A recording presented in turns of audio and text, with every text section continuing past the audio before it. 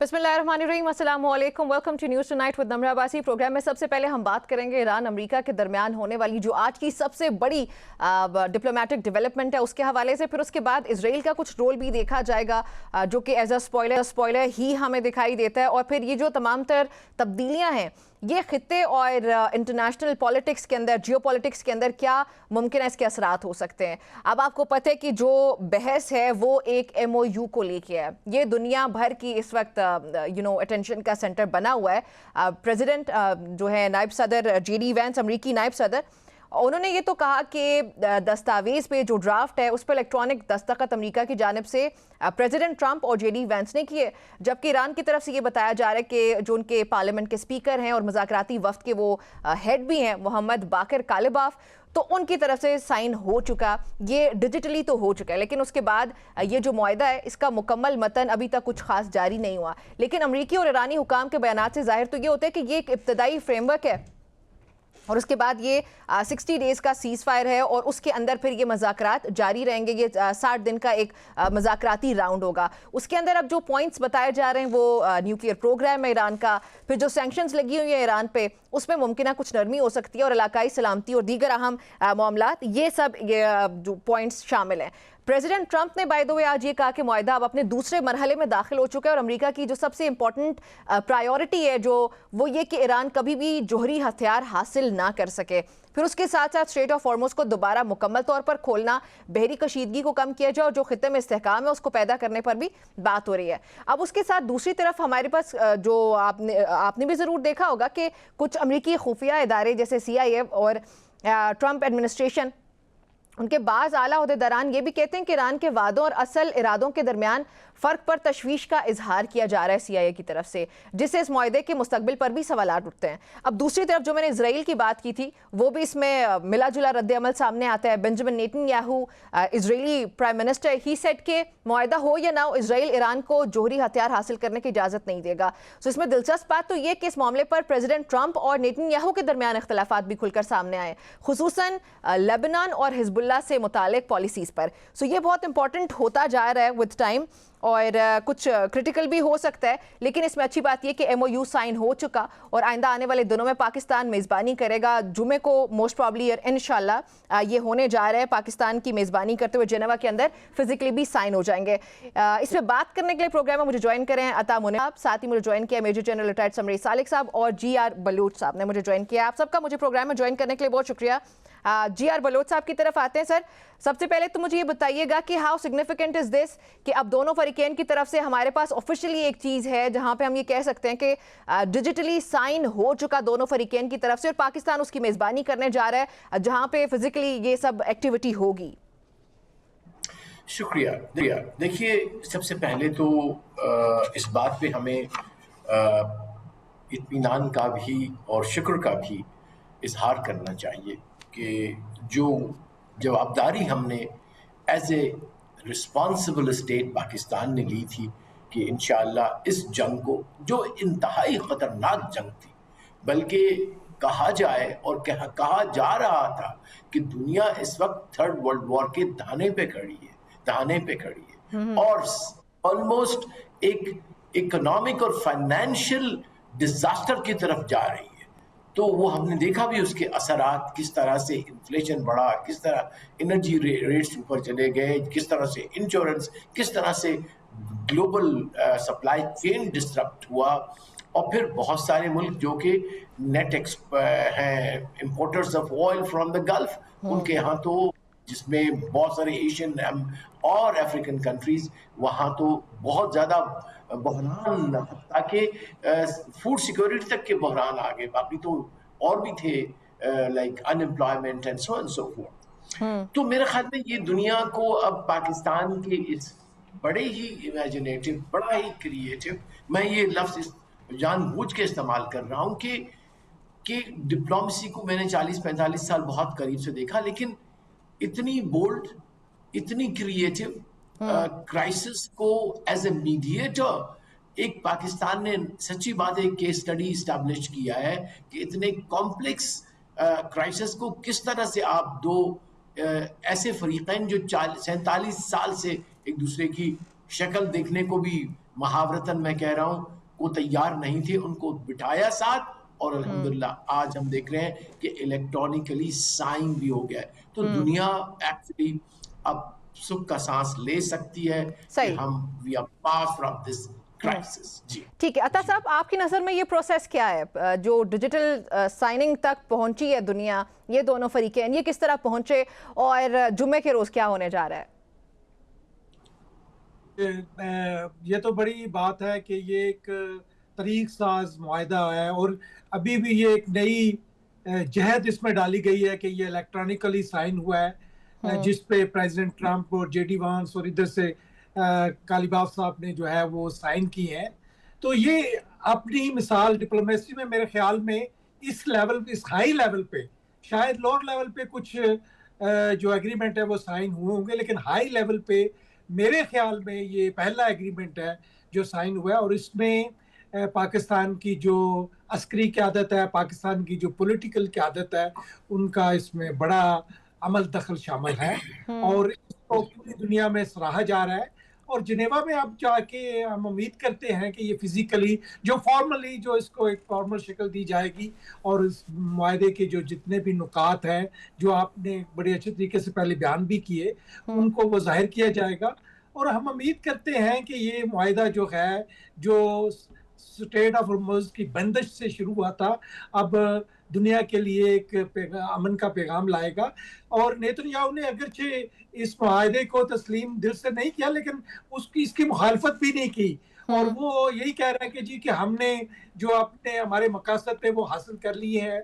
और ये भी आप देखें कि जो समझा जाता था कि इजराइल जो है वो बड़ा इन्फ्लुएंस करता है अमेरिका को, वो इस स्टेज पे अब ये तो मीडिएशन या ईरान की जो रेजिस्टेंस है वो इस स्टेज पर पहुंच गई थी कि उन्होंने मजबूर कर दिया अमेरिका को कि वो अपना जो एक उनका पुराना हलीफ था उसको भी उन्होंने इस मुआहदे में जो है वो दखल अंदाजी ज्यादा करने की इजाज़त नहीं दी, बल्कि काफ़ी जो अगर मैं इसको आम ज़बान में कहूँ काफ़ी डांट डपट की गई नेतन्याहू के साथ, उससे शटअप कॉल दी गई कि आप चुप रहें और आप जो है वो आपने बड़े अच्छे तरीके से लेबनान को भी हैंडल नहीं किया, हिजबुल्लाह को भी हैंडल नहीं किया।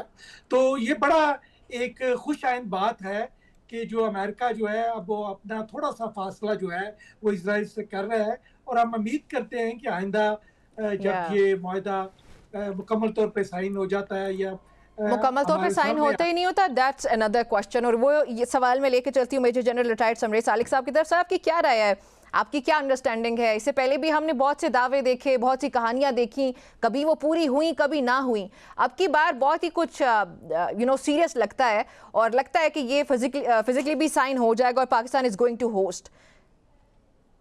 First of all thank you very much, आपने मुझे प्रोग्राम में लिया। देखिए कुछ रियलिटीज़ हैं जिन्हें आपने ज़हन में रखना होगा। नंबर 1 कि अमेरिका जो है वो अपनी तमाम ऑप्शंस एग्जॉस्ट कर चुका है, अब मजीद उसके पास कोई ऑप्शन नहीं है as far as the war is concern. जो ईरान है उन्होंने भी काफ़ी नुकसान उठाए हैं और सबसे बड़ा जो इम्पैक्ट हुआ स्ट्रेट ऑफ हॉर्मुज़ के बंद होने से कि पूरी दुनिया की इकोनॉमी जो है वो इम्पैक्ट हो रही है। G7 ममालिक की कॉन्फ्रेंस होने जा रही है जिसका ये अंदिया दिया जा रहा है कि उसका प्रेशर भी है अमेरिका के ऊपर। तो अमेरिका के लिए क्रिटिकल था कि नॉर्मलसी को वापस लाया जाए। मेरे नज़दीक ये जो अभी तक जो एक्टिविटी चल रही है वो चूँकि ये एग्जॉस्शन आउट ऑफ एग्जॉस्शन ये पीस डील हो रही है और दोनों ममालिक की बड़ी रिजिड स्टांस रहा है। पाकिस्तान ने अपने डिप्लोमेटिक प्रोएस को यूज़ करते हुए उन्हें एटलीस्ट इस बात पे एग्री किया है कि वो एक memorandum of understanding immediately sign करें जिससे कि चीज़ें नॉर्मलसी की तरफ आए। तो ये जो इलेक्ट्रॉनिक सिग्नेचर्स हुए हैं ये वही मेमोरेंडम ऑफ अंडरस्टैंडिंग है जो जुमे को होने जा रहा है। वो फॉर्मल एक एक्टिविटी होगी जो कि इसको फॉर्मलाइज किया जाएगा। लेकिन जो बाकी देखिए बात यह है कि ये जो अभी तक है this is the sort of an agreement कि हमें अपनी लड़ाई को रोकना है, हमें स्ट्रेट ऑफ हॉर्मुज़ को खोलना है और जो ग्लोबल ट्रेड है उसको नॉर्मलसी की तरफ लाना है। लेकिन जो थॉर्नी इश्यूज हैं लाइक कुछ ईरान की डिमांड्स हैं, कुछ अमेरिका की डिमांड्स हैं, उनके ऊपर अभी मजीद ग्रूसम नेगोशिएशंस होंगी which will take something like 60 days. Yeah. तो अभी तक ना कि कौन सी कंडीशंस एग्री हो गई हैं, कौन सी नहीं हुई, आपको वेरियस इंडिकेशंस आ रही हैं. आज जेडी वैंस ने ये कहा है कि जी अगर 300 बिलियन की जो है वो रेपरेशंस ईरान ने लेनी है, तो पहली तो बात यह है कि वो नेबरिंग कंट्रीज देंगे और उसके लिए ईरान को कुछ कंडीशंस पूरी करनी पड़ेंगी. तो आगे जो होने जा रहा है इस सिग्नेचर्स के बाद, वो आप देखेंगे कि दोनों तरफ से डिमांड्स आएंगी, दोनों तरफ से कंडीशंस आएंगी, नई कंडीशंस आएंगी, और जब उनके ऊपर एग्रीमेंट होंगे तो फॉर्मल एग्रीमेंट साइन होगा समवेयर आफ्टर 60 डेज. ठीक है, न्यूज़ टुनाइट में एक ब्रेक शामिल करते हैं और वापस आते हैं.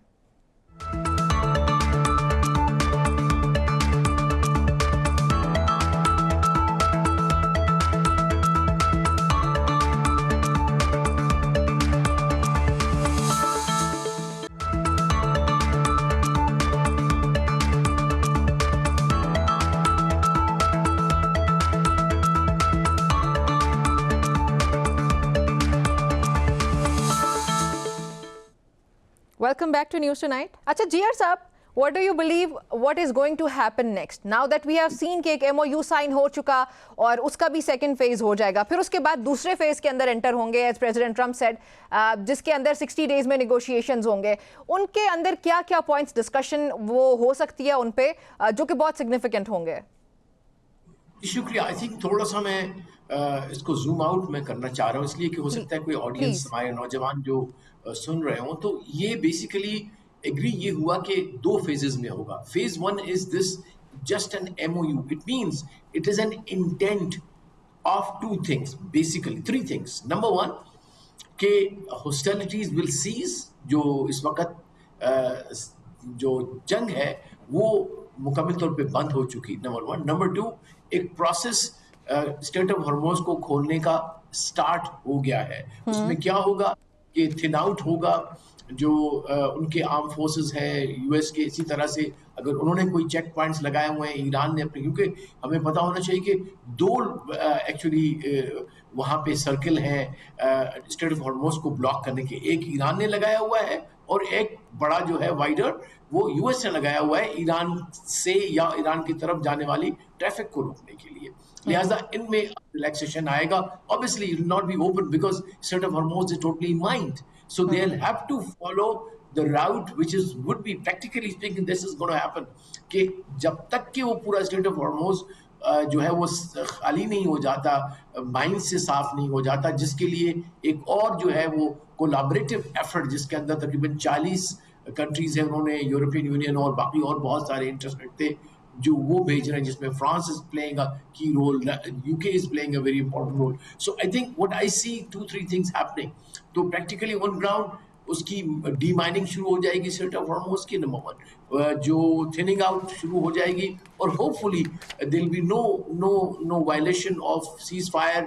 ऑब्वियसली ईरान की तरफ तो नहीं होगी, लेकिन जो लेबनान फ्रंट है, सदर्न फ्रंट, उसके अंदर साउथ लेबनान में इजराइल की जो जंगबंदी की वायलेशंस वो they might continue but they will definitely reduce, although 20% of the South Lebanon has been taken over by Israel. तो ये है phase 1. Phase 2 में what they are going to think is going to discuss. 30 दिन का है, 2 वक्फे हैं जो इन 60 दिन के अंदर फिर कि जी जो इस वक्त इनरिच यूरेनियम है जो कि मुख्तलिफ जो उनके न्यूक्लियर प्लांट्स थे उसके अंदर अगर वो जो उन्होंने बम्बार्डमेंट किए वो what they call it nuclear dust, उसका क्या करना है, which will definitely according to his own saying it will require a very sophisticated and very detailed kind of a operation which only 2 countries can do it, that is US and China. तो मुझे लगता है कि इशारा मिल गया है कि शायद कोई कोलैबोरेटिव एफर्ट होगी इंटरनेशनल जिसमें इन तमाम जो डिप्लीटेड जो इनरिच यूरेनियम था जहाँ भी पड़ा हुआ है उस मलबे के नीचे है या किसी और जगह, उसको फिर डिप्लीट किया जाएगा at the acceptable level as per the NPT criteria. और फिर एनपीटी की जो मॉनिटरिंग का एक प्रोसेस होता है दैट विल बी रीस्टैब्लिश्ड. होता यह है कि उसमें वो कैमरास होते हैं, लाइव 24/7 उसकी मॉनिटरिंग होती है. जो IAEA के हेडक्वार्टर्स हैं जनीवा में, वहाँ से देखा जाता है उसको, और फिर फिजिकल भी वेरिफिकेशन, और वो भी स्पॉट चेक्स होते हैं, विदाउट अनाउंसिंग होते हैं। तो वो मैकेनिज्म अब जो है वो ईरान को रीस्टैब्लिश करना पड़ेगा to make sure that there is the confidence on both the side. फिर unfreezing, that is another very important and strategic point of Iran, कि जो अनफ्रीजिंग ऑफ उसके जो फ्रोजन कोई हंड्रेड्स ऑफ बिलियंस हैं, वो फौरन से पहले हो जाएंगे, और sanctions have to be lifted, क्योंकि अब ईरान ने फैसला कर लिया है कि ये जंगें नहीं करनी, अब हमने रीबिल्ड करना है अपने मुल्क को। और ऑब्वियसली रेपरेशन, वॉर रेपरेशन का जो आपने खुद बताया कि शायद अमेरिका ये आसपास के जो बाकी जो नीबरिंग कंट्री उन पे कुछ कह दे या कुछ और मैकेनिज्म बनाया जाएगा, but that's a very long term. Immediately जो लगता है कि कंसंट्रेशन इन 4-5 चीज़ों पे होगा, जो कि फेज 2 के 60 दिन की विंडो में डिस्कस होंगे और डिसाइड होंगे। ठीक है अता साहब, बहुत इंपॉर्टेंट बातें यहाँ पे हुई हैं GR साहब की तरफ से भी। अब उसमें एक पॉइंट ये डिस्कस हुआ कि ये स्ट्रेट ऑफ हॉर्मुज़ के इर्द गिर्द भी बहुत सी चीज़ें घूम रही हैं, और वो नंबर 1 पे हमें दिखाई देता है। And it is very surprising and interesting at the same time कि ये सारा स्टार्ट ही न्यूक्लियर प्रोग्राम पे हुआ था या फिर एनरिच्ड यूरेनियम पे हुआ, लेकिन अब स्ट्रेट ऑफ हॉर्मुज़ उससे ऊपर आ जाता है और वो नंबर 1 पे आ चुका है। तो अब ईरान इसको प्रोटेक्ट करने की ज़्यादा कोशिश करेगा और वाकई तौर पर स्ट्रेट ऑफ हॉर्मुज़ नंबर 1 पे ही रहेगा। एक अमेरिका ने बड़ी स्ट्रेटेजिक जो है वो ब्लंडर किया कि जो स्ट्रेट ऑफ हॉर्मुज़ थी वो खुली हुई थी, और ईरान ने इसको बड़े अच्छे तरीके से यूज़ किया। तो अब ईरान की जो बेनिफिट ईरान को इससे मिला है, और जो एक एज मिल गया था स्ट्रेट ऑफ हॉर्मुज़ की वजह से, वो उसको खोना तो नहीं चाहेगा। अब आप बाकी रेपरेशन की बात करें, रेपरेशन का वो लफ्ज़ यूज़ नहीं कर रहे, वो डेवलपमेंट फंड कह रहे हैं, क्योंकि अमेरिकन ये नहीं कहेंगे कि हम रेपरेशंस, वॉर रेपरेशन दें। तो चलो डेवलपमेंट फंड जो है वो अभी बाज़ कंट्रीज मसलन UAE जो है वो अभी तक कुछ इतलात हैं कि वो 10 बिलियन तक जो है उन्होंने अनफ्रीज किया है या वो ईरान को देंगे, और एक 10 बिलियन और भी जो है वो US डॉलर जो है वो पाइपलाइन में है। बहरहाल इस तरह की जो न्यूज़ जो है वो उनके अंदर काफ़ी मतलब कि आप समझ सकते हैं कि सच्चाई भी है। और इसी तरह कतार ने भी कोई अपना ईरान के साथ जो है इस तरह का कोई मुआहदा किया था कि वो ये बड़ी चीज़ें जो है आहिस्ता आहिस्ता निकलेंगी। अब आप जो स्ट्रेट ऑफ हॉर्मुज़ है वो एक दिन में तो खुल नहीं जाएगी, क्योंकि उसके माइनिंग है उसके लिए, हाँ, लेकिन आप प्रैक्टिकली या एकेडमिकली आप ये कह सकते हैं कि अब वो ओपन है। और जो सी ब्लॉकेट था अमेरिका की तरफ से वो भी अब नहीं है, हॉस्टिलिटीज रुक चुकी हैं। ये सारी चीज़ें जो है ये एक पॉजिटिव मैसेज इन्होंने पूरी दुनिया में भेजा है, और ये खुशाइंद बात है।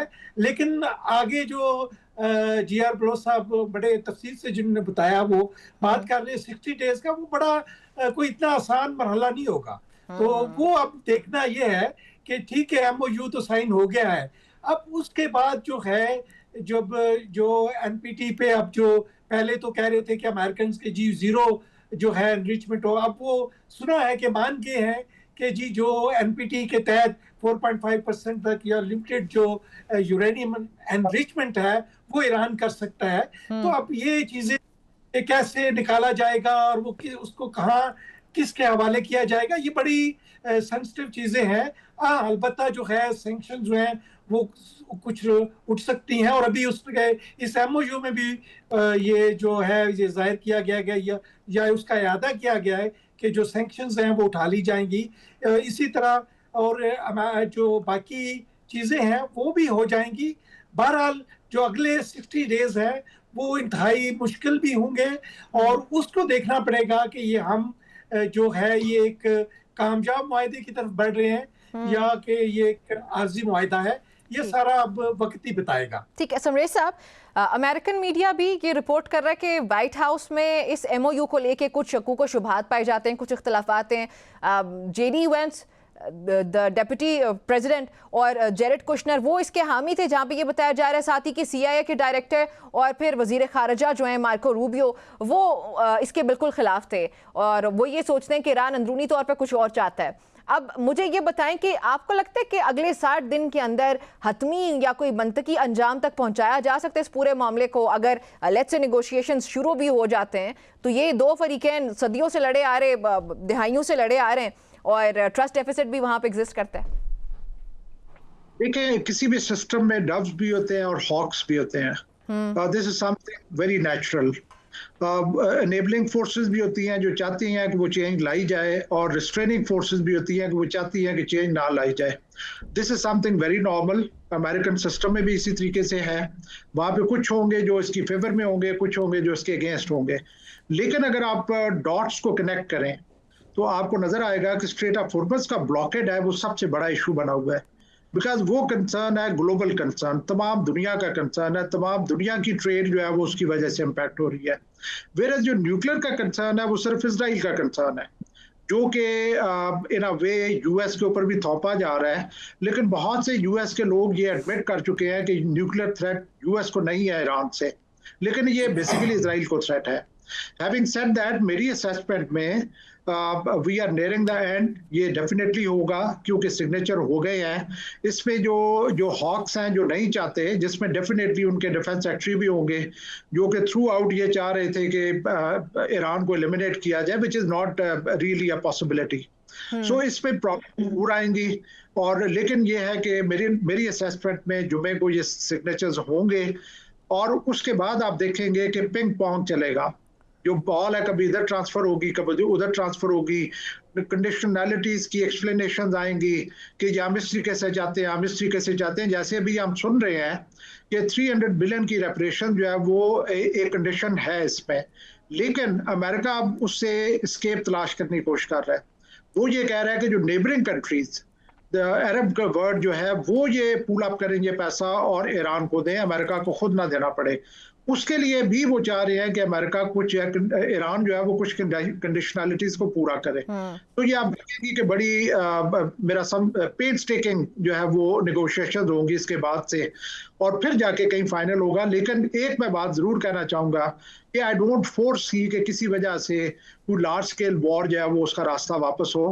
ये इसी तरीके से नेगोशिएशंस होती रहेंगी, डिप्लोमेटिक एफर्ट्स चलती रहेंगी। एट बेस्ट शायद ये हो कि इजराइल अपने छोटे मोटे जो पुराने उसके जो ऑपरेशन थे वो जारी रखे किसी शक्ल में, लेकिन बड़ी जंग जो है वो अल्हम्दुलिल्लाह वो इन अ वे रोक ली गई है। ठीक है, और हम उम्मीद भी करते हैं, दुआ भी करते हैं कि जो जंग है वो एक बड़े स्केल पे वो रुक चुकी हो। एक ब्रेक का वक्त हुआ, यहाँ पे वापस आते हैं।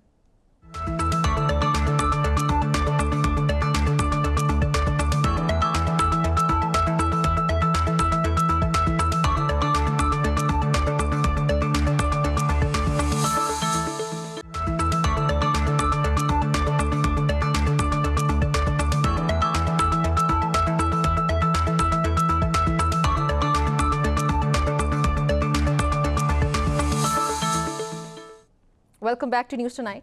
GR बलोच साहब, प्रेसिडेंट ट्रंप वो JCPO को बहुत ज़्यादा तनकीद का निशाना बनाते रहे और कहते रहे कि ईरान को नकद रकम जो है उसके ढेर दिए गए ओबामा साहब की तरफ से। लेकिन अब ट्रंप एडमिनिस्ट्रेशन खुद ईरान की तामीर नौ के लिए जो बात कर रहे हैं, इन्होंने बात की अता साहब ने कि वो तो डेवलपमेंट प्रोग्राम इसको बोल रहे हैं। एनी हाउ जो भी वो है, $300 अरब की इन्वेस्टमेंट की कुछ बात हो रही है। अब ये ईरान को इनाम देने के मुतरादिफ हो गया, तो ट्रंप एडमिनिस्ट्रेशन इसको कैसे जस्टिफाई करेगी अपने डोमेस्टिक ऑडियंस के लिए?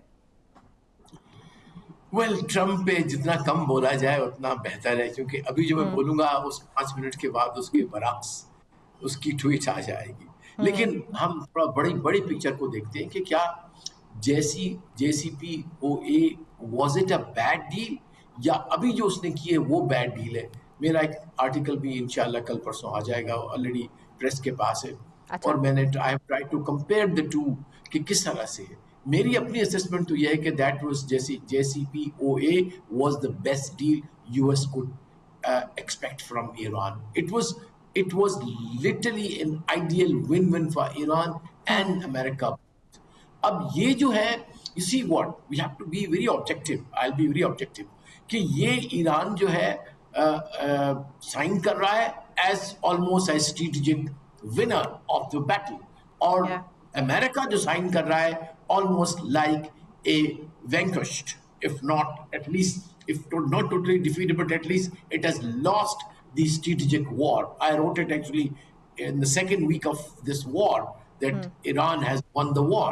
So I maintain that strategically, psychologically, emotionally, and in the public perception, Iran has won this war. So definitely, इस वक्त एक लिहाज से Iran is able to dictate on terms, जो कि उस वक्त पॉसिबल नहीं था ईरान के लिए. If you look at it, उसकी जो जितनी उसमें, और फिर ये कि जो इसका डिसीजन था इन 2018, he made a almost irreparable loss to the American objective of preventing Iran from becoming a nuclear power, क्योंकि वो 60% enrichment की तरफ चले गए. Now they can always rediscover those processes, even say they put 15 years, 20 years bar, but 20 साल के बाद they can go. But JCPO would have ensured that they stay and remain within the enrichment limits as imposed by the non-NPT agreement, treaty which they have signed, the Iranians have signed.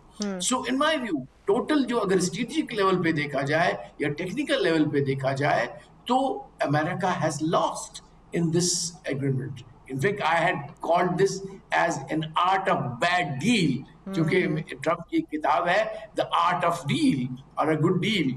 So I think what he has turned out to be art of a bad deal actually. So he has demonstrated how you tear up a good deal and make a bad deal. So my assessment as an objective observer is that this time around Trump has not played the way he claims that he is the greatest deal maker in the world. वो नहीं है, वो लेकिन the greatest of all time होने का एक दावा करते हैं, वो अभी प्रूव नहीं कर पाए दुनिया के सामने. This time he has lost it. जी करेक्ट जी. अच्छा अता साहब, आपको लगता है कि कोई कंपैरिजन ड्रॉ किया जा सकता है JCPO और अभी की जो डील होने जा रही है, इस्लामाबाद अकॉर्ड इसका नाम दिया जा रहा है, जनेवा अकॉर्ड तो खैर माजी में भी हमने बहुत से देखे, तो इसकी कोई कंपैरिजन बनता है कि प्रेसिडेंट ट्रंप खुद ही इसको तनकीद का निशाना बनाते रहे कि मैं तो बहुत बेहतर डील लेके आऊंगा? देखिए जी, प्रेसिडेंट ट्रंप तो अपनी इस डील को कहेंगे कि ये मेरी बहुत बेहतर डील है, लेकिन JCPO की एक चीज आप देख लें कि ईरान ने तो 60% एनरिचमेंट पे पहुंच गए थे. JCPO एक होने के बावजूद वो 60% एनरिचमेंट कर रहे थे. लेकिन ईरान का जो न्यूक्लियर प्रोग्राम है सिर्फ इजराइल के लिए नहीं, हमें जो है ना थोड़ी सी फ्रैंक बात करनी चाहिए. देखिए, ये हमारे जो गल्फ कंट्रीज हैं उनके लिए भी एक अलार्मिंग था. तो ये सिर्फ हम अगर ये कहें कि अगर मैं इस वक्त बात नहीं करना चाहता, लेकिन हमारे पास जो गल्फ कंट्रीज हैं उन्होंने तो यहाँ तक कहा था कि जी ये जो स्नेक हेड है इसको कुचल दे. तो ये आप इस बात को छोड़ दें. हाँ, अलबत्ता ये है कि ये जो डील है वो मैं भी यही समझता हूँ, और मैं GR ब्लो से एग्री करता हूँ कि ये एक it's not a good deal for America. ये इसमें तो बहुत कुछ लूज कर रहे हैं, उनको बहुत कुछ अपनी सारी वो सैंक्शंस लिफ्ट करनी पड़ रही हैं उनको, और इसके साथ साथ यूरोप भी सैंक्शंस लिफ्ट करेगा, उनको डेवलपमेंट फंड देना पड़ेगा, कुछ भी कंडीशन वो लगाएं. और अभी वो ये स्ट्रेटेजिकली मैं भी यही समझता हूँ कि अमेरिका ने बहुत कुछ लूज किया है, और इसकी बड़ी वजह जो है वो प्रेसिडेंट ट्रंप खुद साबित हुए हैं. वो अगरचे कोई अच्छी डीलें करते रहे होंगे, लेकिन इस डील में मैं नहीं समझता कि वो कोई बड़ी अच्छी डील लेके जाएंगे. और यही वजह है कि इस वक्त आप देखें कि ईरान का बड़ा मोराल हाई है, और उधर प्रेसिडेंट और वाइस प्रेसिडेंट साइन कर रहे हैं, और इस तरफ देखिए आप ईरानियन पार्लियामेंट के स्पीकर जो है कालीबाफ साहब वो साइन कर रहे हैं. आप उसका प्रोटोकॉल भी देख लें, और उसका जो है स्ट्रेचर भी देख लें कि कौन किस तरफ से साइन कर रहा है. लेकिन एक बात जो पॉजिटिव हुई है वो कि दोनों साइड्स ने आपस में डायरेक्टली बातचीत करनी शुरू कर दी है 47 इयर्स के बाद. ये एक बात, इसमें पाकिस्तान को भी आपको जो है वो अप्रिशिएट करना पड़ेगा कि इस वक्त दोनों कंट्री डायरेक्टली एक दूसरे से बात कर रहे हैं और एक दूसरे को समझ रहे हैं, जिससे ये जरूरत की जा सकती है कि आइंदा जो है ये शायद किसी नतीजे पे पहुंच सकें, क्योंकि जब आप डायरेक्टली बात करते हैं तो आपके लिए आप बेहतर तौर पे एक दूसरे को समझ सकते हैं।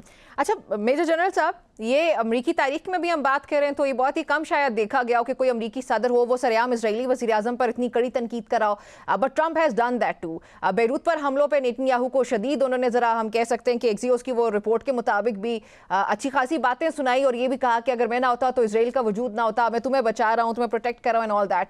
तो अमरीका और इसराइल के दरमियान इस तरह की जो बात है, क्या हम इसको ये कंसिडर करें कि ये एक दरार आर्जी किस्म की है और मशरिक़ वस्ता की जो सिक्योरिटी है वो उसके मुताबिक, या फिर दूसरी कंडीशन ये हो सकती है कि अमेरिका को अब रियलाइजेशन हो चुकी हो और उसके बाद ये फिर असल में कुछ तब्दीली नजर आ रही हो? देखिए नम्रा, में जो बड़ी बात समझने की ज़रूरत है कि दुनिया बदल रही है। हमें पता है कि इस वक्त एक इमर्जिंग पावर है जो कि चाइना है, जो कि चैलेंज कर रहा है इस्टेब्लिश पावर को, जो कि यूएस है। और ये बात प्रेसिडेंट शी ने भी बहुत क्लियरली आइडेंटिफाई की जब उनकी नेगोशिएशंस हुई प्रेसिडेंट ट्रंप के साथ, कि हमें थ्यूसिडाइडीज ट्रैप का विक्टिम नहीं बनना चाहिए, जो क्लियरली डिफाइन करता है कि थ्यूसिडाइडीज ट्रैप मेंशन करता है एक इमर्जिंग पावर को और एक एस्टेब्लिश पावर को। मेरे नज़दीक America is on the way to decline. मेरे नज़दीक अमेरिका ने एक ग्लोबल बुली क्रिएट किया था in the form of Israel, और ये कुदरती अवामिल हैं और ये एक नेचुरल प्रोसेस है जो हमेशा से इसी तरीके से होता है कि आप एक बुली क्रिएट करते हैं, वो टाइम आता है वो बुली आपको आंखें दिखाना शुरू कर देता है। सो ये कुदरती अमर है जो कि भी हो रहा है। अमेरिका की जो चादर है वो छोटी हो चुकी है, वो पाँव कवर करते हैं तो सर नंगा होता है, सर कवर करते हैं तो पाँव नंगे होते हैं। इस सारी सिचुएशन में जब ये सिचुएशन होती है तो खुद ब खुद आपसे गलतियां होती हैं। क्या कोई इमेजिन कर सकता था कि अमेरिका जैसी सुपर पावर इतनी बड़ी गलती करेगा असेसमेंट में कि ईरान को अंडर एस्टिमेट करेगा और जंग का आगाज कर देगा और बुरे तरीके से बैकफायर करेगी वो जंग उन पे? लेकिन ये हुआ, आपके सामने हुआ। सो ये गलतियां जो है ये हो रही हैं और एक फ्रस्ट्रेशन और एंजाइटी है on the part of the US. Iran एक छोटा मुल्क होते हुए उन्होंने वो नाकों चने चबवाए हैं अमेरिका को कि स्ट्रेट ऑफ हॉर्मुज़ को ब्लॉक करने के बाद तो वर्चुअली आप देख रहे थे कि एक सुपर पावर वाज हेल्पलेस। कभी वो यूएन के पास जा रहे थे, वही यूएन जिसको उन्होंने जूते की नोक पे रखा हुआ था, कभी वो चाइना को कह रहे थे, कभी वो रशिया को कह रहे थे, लोकल जो कंट्रीज हैं मिडिल ईस्ट को उनको कह रहे थे कि हमारे साथ खड़े हो स्ट्रेट ऑफ हॉर्मुज़ को खुलवाने में। तो ये वो चीजें कि मैं समझता हूँ कि प्ले अप हो रही हैं। As far as Israel is concern, मैं इस वक्त तो दो लीडर्स हैं जिसकी वजह से आपको एक डिफरेंट पैटर्न नजर आ रहा है। अल्टीमेटली मेरा नहीं ख्याल कि दोनों ममालिक एक दूसरे के लिए लाज़िम मलजूम है। इसराइल बहुत क्रिटिकल ऑब्जेक्टिव्स अचीव कर रहा है यूएस के लिए मिडिल ईस्ट में और उसके लिए क्रिटिकल है। सो टेम्परेरली यस ये दरार नजर आ रही है, लेकिन permanently I think they will support each other. ठीक है जीआर बलोच साहब, इजराइल की तरफ भी आते हैं। एज अ स्पॉइलर, मेरे पास अब वक्त कम है तो मुझे मुख्तसरन बताइएगा कि इजरायली वज़ीर आज़म नेतन्याहू का ये कहना कि मुआहदा हो या ना हो वो ईरान को जोहरी हथियार नहीं बनाने देंगे और जो लेबनान के अंदर कायम बफर जोन है उसमें इजरायली फ़ौज की मौजूदगी बरकरार रहेगी। हालांकि हम देख रहे हैं कि ईरान के लिए लेबनान और हिजबुल्ला ये तो बहुत इंपॉर्टेंट कंडीशन है। तो जब ट्रंप एडमिनिस्ट्रेशन या ट्रंप हिजबुल्ला से निमटने की जिम्मेदारी शाम को और फिर सीरिया की भी बात हो रही है, तो ये एक तरफ ये बात हो रही है, तो ऐसे में नेतन्याहू का ये सख्त मौक़िफ़ क्या इस पूरे प्रोसेस को खत्म कर सकता है, खराब कर सकता है, स्पॉइल कर सकता है? बहुत मजरत के साथ आपके इस सवाल का मैं जवाब अगर ना दूं, इसलिए कि it is not important now. Netanyahu without American support is nothing. अच्छा, यहाँ पे मैं स्टॉप करूंगा और मैं ये कहूंगा कि this is the best moment, diplomatic moment in the history of Pakistan. मुझे कहने दीजिए, क्योंकि हमें खुद को भी सुनाना है, हमारे ऑडियंस को भी और दुनिया को भी, कि पाकिस्तान अल्हम्दुलिल्लाह is one of the in its finest moment after the मारकाए हक। उसके बाद अगर मारकाए अमन जीता है तो इस वक्त पाकिस्तान ने जीता है। दुनिया को एक बहुत बड़ी जंग से बचाया है, दुनिया को एक बहुत बड़े बहरान से, इकोनॉमिक से बचाया है। पाकिस्तान ने इस रीजन को एक बहुत बड़े फसाद से बचाया है और मैं समझता हूँ कि ये अचीवमेंट हमारी लीडरशिप की और पाकिस्तान की डिप्लोमेटिक अचीवमेंट इंशाअल्लाह will go down as the golden chapter of our history, irrespective who is power in Pakistan, but as a country, as a state मैं समझता हूँ कि ये बिल्कुल ऐसे ये बहुत बड़ी विन है और हम सब उसको सेलिब्रेट करें। अता साहब, आपकी क्या राय है? इजराइल का रोल प्लीज मुझे समझाइएगा एज अ स्पॉइलर। अब क्या इजराइल कुछ कर सकता है? हालांकि जो कंडीशन मैंने बताई है लेबनान के अंदर, तो वो ईरान उससे भी पीछे नहीं हटेगा। नहीं, देखिए, पहले तो मैं ये जी.आर. बलोच साहब के ये जो उन्होंने कहा है कि पाकिस्तान का जो डिप्लोमेटिक रोल है पूरी दुनिया में इसको अप्रिशिएट किया जा रहा है, यस, और ये वाकई पाकिस्तानी डिप्लोमेसी में एक माइलस्टोन है, और ये आइंदा एज ए जो है केस स्टडी जो है वो मुख्तलिफ यूनिवर्सिटी में पढ़ाया जाएगा, और इसमें कोई शक नहीं। देखिए, जो नेतन्याहू है इस वक्त, आई थिंक वो भी, उसने भी बहुत लूज किया है, और वो जो अमेरिका में जो पब्लिक ओपिनियन है वो बहुत चेंज हो चुकी है। अब वो इनका रिलेशनशिप तो एक लाजमा मजलूम तो जरूर है, लेकिन मुझे ये जरूर लगता है कि इसमें कुछ दरारें जरूर पड़ेंगी। और देखिए, ईरान जो है वो लेबनान से पीछे नहीं हटेगा। वहाँ उन्होंने ये पहले ही अभी भी MOU में है कि वो लेबनान से जो है वो अपनी जो मजबूत फोर्स करेंगे इसको, इसराइल को, कि वो अपनी फोर्सेस को जो है वो बाहर निकाले।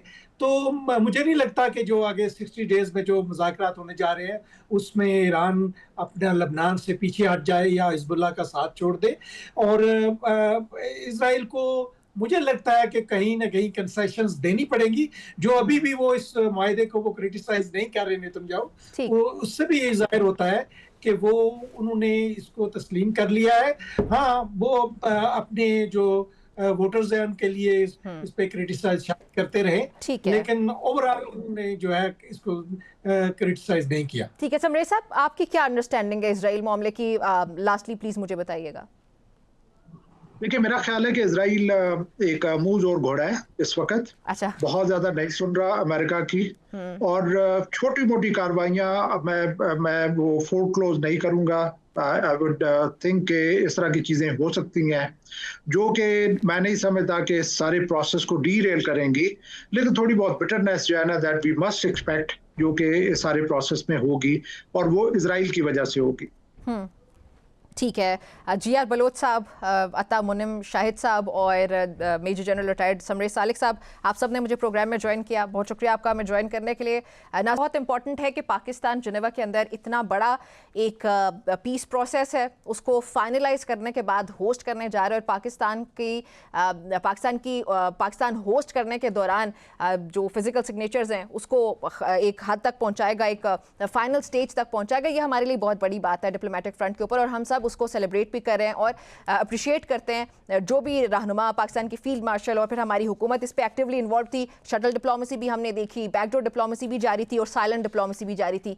सो अप्रिशिएट करना ज़रूर यहाँ पे बनता है, और हम ये उम्मीद भी करते हैं, दुआ भी करते हैं कि ये जो मामला है ईरान, अमेरिका और इजराइल का कलेक्टिवली, इसमें इजराइल का एज अ स्पॉइलर रोल, और वो अमेरिका के भी ऑफकोर्स हो सकता है, लेकिन कुछ भी बुरा ना हो और ये अमन मुआहदा फाइनली तय पा जाए, और जो ये 60 रोज़ की लिमिट है, जो टाइम फ्रेम सेट किया गया है, उसके अंदर जो जो पॉइंट्स हैं वो दोनों फरीकें उन पर रजामंद होके पीस प्रोसेस को बिल्कुल एक इख्तिताम तक पहुंचाए और कोई मंतकी हल पूरी दुनिया के लिए वो साबित हो जाए। आज की न्यूज़ टुनाइट से इतना ही, मुझे इजाज़त दीजिए, अल्लाह हाफ़िज़।